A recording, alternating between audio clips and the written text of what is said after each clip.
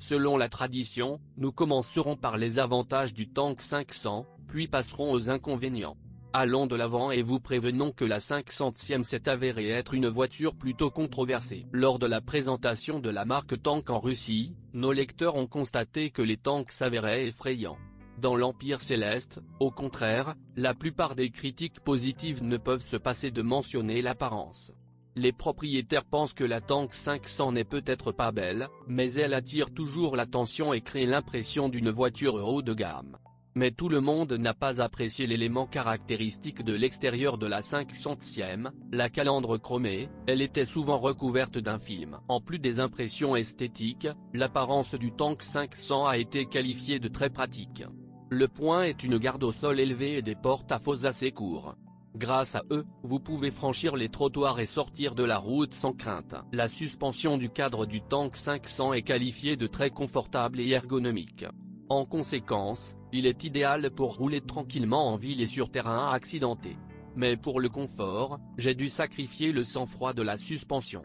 Le revers de la médaille était le roulis lors des manœuvres. Ce problème ne concerne que les acheteurs qui ont opté pour les versions d'entrée de gamme d'un SUV.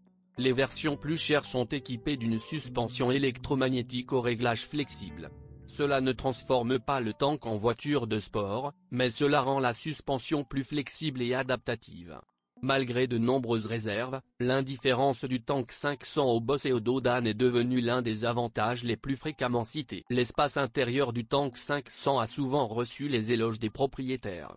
Selon eux, il y a suffisamment d'espace dans la première et la deuxième rangée du SUV. Dans le même temps, il y a aussi beaucoup d'espace dans le coffre. Même si la hauteur de chargement est un peu décevante, elle est supérieure à 80 cm. Les lecteurs expérimentés remarqueront le piège. Après tout, le Tank 500 est également disponible en configuration 7 places. Pourquoi cette troisième rangée n'est-elle pas mentionnée? Le fait est que la plupart des ventes du Tank 500 concernaient la version à 5 places. Et les critiques, pour la plupart, se concentrent sur des tanks avec 2 rangées de sièges.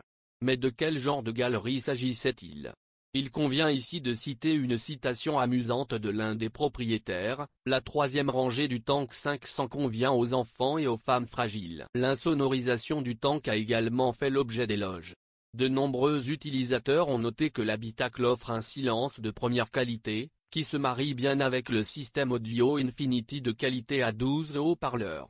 Parlant de bruit en chiffres, il convient de noter les mesures effectuées par les spécialistes d'AutoHome. Selon leurs tests, à une vitesse de 120 km/h, le Tank 500 a affiché un résultat de 63 décibels. Pour plus de clarté, le même résultat pour Exceed VX est de 65 décibels. Les niveaux de finition du Tank 500 ont également été souvent salués. Le fait est que même dans la base, le SUV est bien équipé, y compris le système audio Infinity susmentionné, des optiques LED et un ensemble de systèmes de sécurité active. Cependant, il convient de noter que les configurations initiales du tank auraient été beaucoup moins appréciées par les amateurs de voitures russes. Le problème est le manque d'options chaleureuses.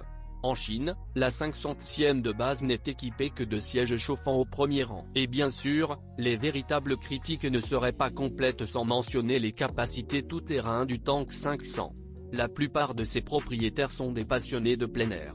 Ils achètent rapidement un jeu de pneus tout-terrain et partent à la conquête de l'immensité de la Chine. Selon eux, la garde au sol élevée du Tank 500 et le bon fonctionnement du système de transmission intégrale avec le verrou permettent au véhicule de surmonter facilement même des conditions tout-terrain difficiles.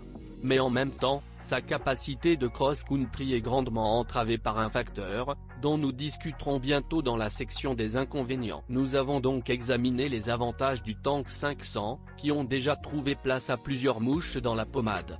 Voyons maintenant quels sont les inconvénients d'un SUV brutal. Le Tank 500 est équipé de la fierté de Great Wall, un convertisseur de couple à 9 vitesses de conception propre à l'entreprise. Elle est apparue pour la première fois sur le 500e et s'est clairement avérée brute.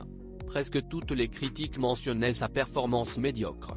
Ainsi, lors de la conduite à basse vitesse, la boîte commençait à changer de vitesse de manière chaotique. Et lorsque vous appuyez sur la pédale d'accélérateur jusqu'au sol, la voiture répond avec une réflexion de 2 secondes et se précipite ensuite seulement.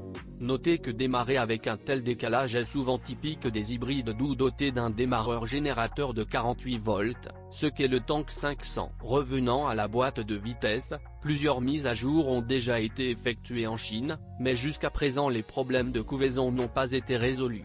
En raison du comportement de la transmission, le puissant V6 de 3 litres ne produit pas la puissance attendue. Ce facteur interfère aussi bien en ville qu'en tout-terrain. Très probablement, le fonctionnement difficile de la boîte a également eu un impact négatif sur la consommation de carburant du Tank 500. Pour certains propriétaires, elle atteignait jusqu'à 20 litres en cycle urbain. Il convient de rappeler ici que le V6 GWM est exigeant en carburant de haute qualité et ne se nourrit pas des 92. Les propriétaires ont noté qu'ils savaient dans quoi ils s'embarquaient en achetant un SUV à grand châssis, mais l'appétit du Tank a dépassé toutes leurs attentes. Le système hybride léger n'a pas aidé non plus. Il est difficile d'imaginer quel type d'indicateur de consommation de carburant pourrait avoir les versions exclusivement essence qui arriveront sur le marché russe. Cependant, si les spécialistes de GWM parviennent à concilier le convertisseur de couple et le moteur, la consommation de carburant du Tank 500 diminuera. À l'intérieur du Tank 500, l'attention est immédiatement attirée sur le grand écran d'une diagonale de 14,6 pouces. Il a de beaux graphismes et des images claires. Mais la stabilité et la rapidité de travail ne sont pas du tout son profil. Les utilisateurs ont constaté que l'écran peut être lent et que certaines applications peuvent ne pas fonctionner correctement.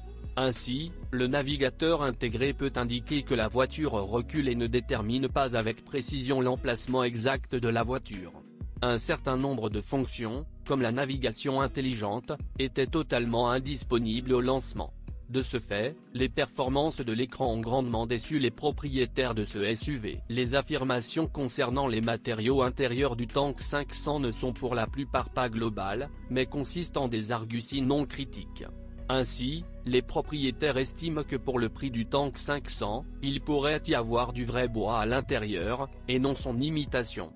Beaucoup aimeraient également voir l'utilisation de matériaux plus doux et texturés. Cependant, pour défendre l'intérieur du Tank 500, les acheteurs ont noté qu'il n'y avait aucune odeur de plastique bon marché à l'intérieur et qu'aucun grillon gênant n'était entendu pendant la conduite. De nombreux propriétaires se sont plaints du coût élevé de l'entretien du Tank.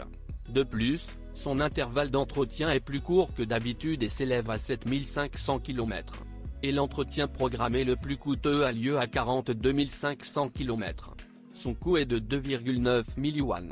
Et bien que ce montant puisse paraître insignifiant pour les passionnés de voitures russes, en Chine, le Tank 500 a reçu son lot de critiques. De l'autre côté de la médaille, il y avait des problèmes avec la fiabilité du Tank 500. Les phares de certains propriétaires peuvent avoir cessé de fonctionner après l'achat. Et l'un d'eux a eu une panne de crémaillère de direction après 8000 km. La plupart des pannes ne sont mentionnées que dans les premières critiques. Apparemment, la voiture a ensuite été mise sur le marché dans un état vraiment humide. Ainsi, nous avons analysé les principaux avantages et inconvénients du SUV Tank 500, qui inclut de véritables critiques de propriétaires en Chine. Le modèle s'est avéré en réalité assez contradictoire. Cependant, les acheteurs chinois adorent cette voiture et lui accordent de bonnes ventes.